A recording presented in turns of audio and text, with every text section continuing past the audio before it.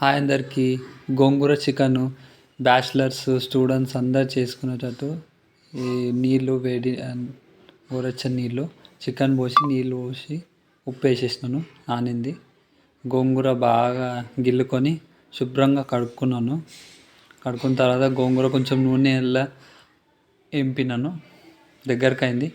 2 table స్పూన్ల oil, ఆకు, దాల్చిన చెక్క, ఇలాచి, లవంగాలు, మళ్ళీ ఉల్లిపాయలు వేసుకున్నాను.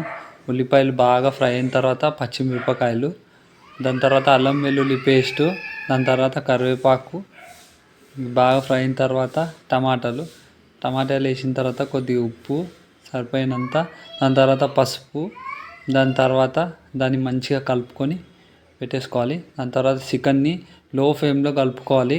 దాని తర్వాత కారం వేసుకోవాలి, కలుపుకోవాలి. మళ్ళీ ఒక 10 నిమిషాలు లో ఫ్లేమ్లో పెట్టాలి.